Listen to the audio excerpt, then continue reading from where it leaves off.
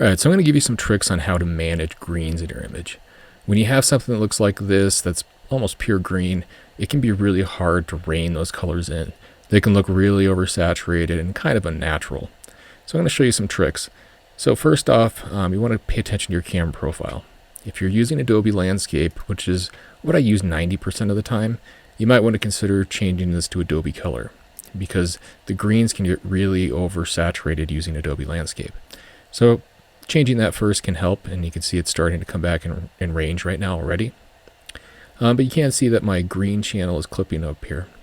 If you see that triangle highlighted, it means that the green channel is blowing out. So now let's look at our white balance. So I don't recommend using your presets.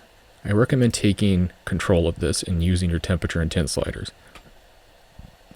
So what you want to do is adjust the temperature, and I'm going to make this a little bit cooler, because you can see there's a difference between the hues in like these bright greens here in this leaves and these ones in the background. So we want to show that color contrast between those two.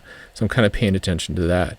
You can see if I make it too warm, you kind of lose that contrast in there. If I make it too cool, you kind of lose that too. So just finding that balancing point. So somewhere in there. And then the tint is going to be your balance between green and magenta. So I'm just going to dial this up a little bit to take some of that green out so it's not so overly saturated. So that can really help bring it down. You can see we're still clipping up here. So now let's try one other thing. Let's come down the calibration panel, and looking at the green primary channel, I want to reduce the saturation of the green channel.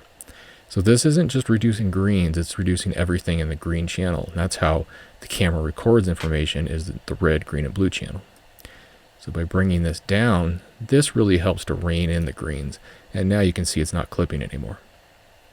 So one other way to do this is if I come to the HSL panel, I can control the greens here. So if I want to bring down the saturation of just the greens, this is another way to do it. This is kind of my last ditch method, and I will only use that if I absolutely need to. The other methods usually get me there. And then you can adjust the hue if you need to. This is not something to do terribly often, but if you feel like the colors are still just a little bit off, then you can adjust this here.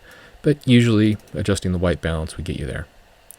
So those are my quick tips for getting your greens in range.